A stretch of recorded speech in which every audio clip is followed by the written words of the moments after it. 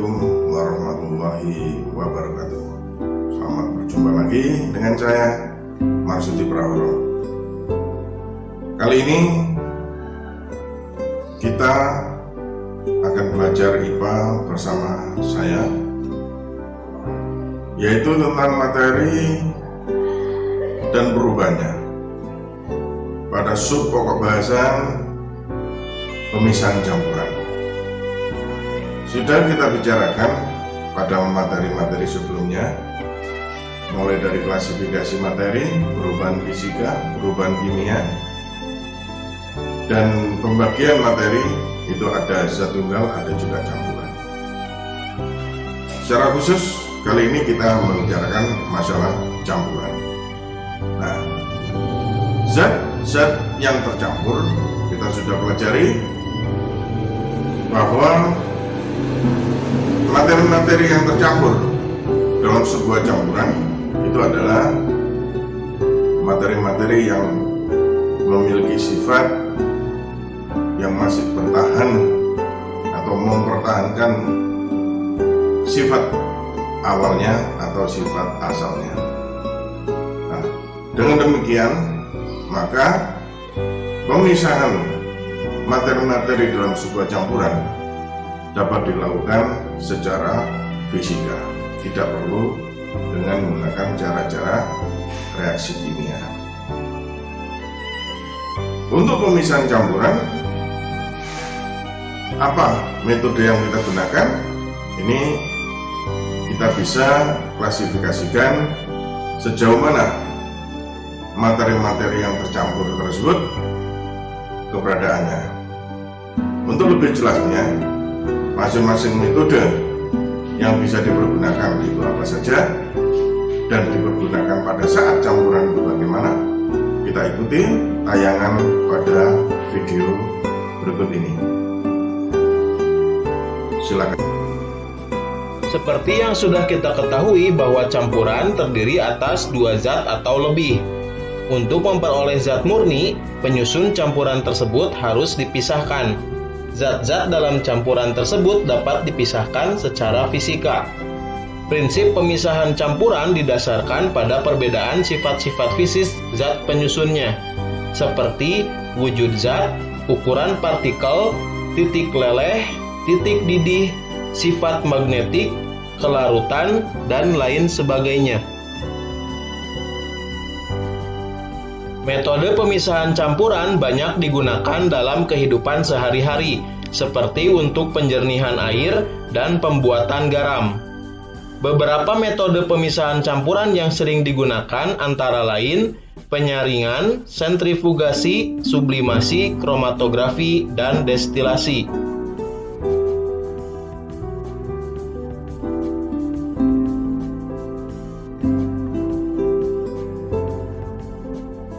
Salah satu metode pemisahan yang paling sederhana adalah metode filtrasi atau penyaringan. Penyaringan adalah metode pemisahan campuran yang digunakan untuk memisahkan cairan dan padatan yang tidak larut berdasarkan pada perbedaan ukuran partikel zat-zat yang bercampur.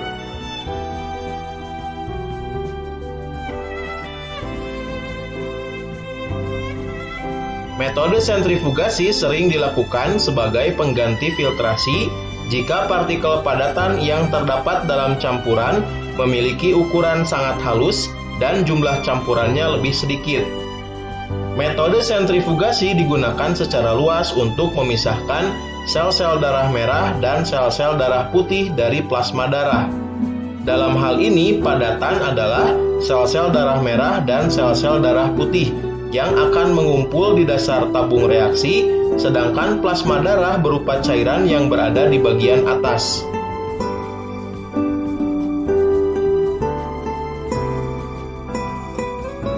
Pemisahan campuran dengan cara destilasi atau penyulingan banyak digunakan dalam kehidupan sehari-hari maupun dalam kegiatan industri.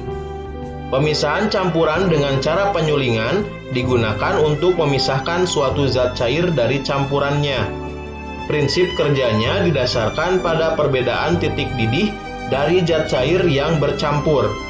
sehingga saat menguap setiap zat akan terpisah.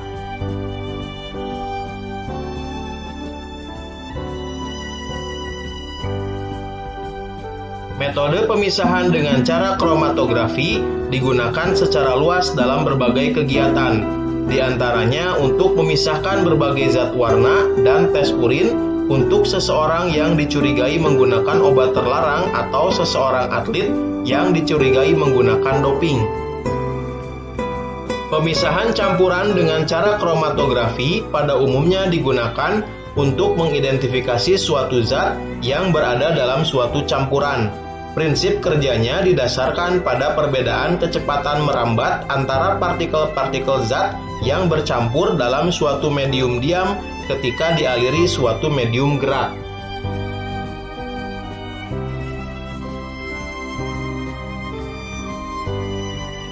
Prinsip kerja metode pemisahan campuran dengan cara sublimasi didasarkan pada campuran zat yang memiliki satu zat yang dapat menyublim, atau perubahan wujud padat ke wujud gas, sedangkan zat yang lainnya tidak dapat menyublim.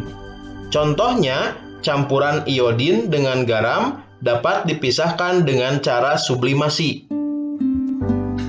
Demikianlah anak-anak, sebegitu banyak informasi yang kita dapatkan dari tayangan video tadi. Semoga apa yang ada dalam video tadi merupakan ilmu yang bermanfaat bagi kamu, juga bagi orang lain di sekitarmu. Kemudian berikutnya, untuk melengkapi khasanah keilmuan, silakan diunduh e-book yang sudah saya siapkan di kelas kita. Pelajari dan kerjakan soal-soalnya. Kalau sudah, soal-soalnya difoto dan dikirimkan melalui aplikasi yang sudah disediakan. Dan apabila masih terdapat sesuatu yang perlu didiskusikan, mari kita diskusikan. Ingat, apabila kita kurang mengerti, maka bertanyalah. Apabila sudah mengerti, maka sudahi bertanya. Demikian anak-anak, kita akhiri perjumpaan kita. Kita bertemu lagi pada materi berikutnya. Terima kasih. Wassalamualaikum warahmatullahi wabarakatuh.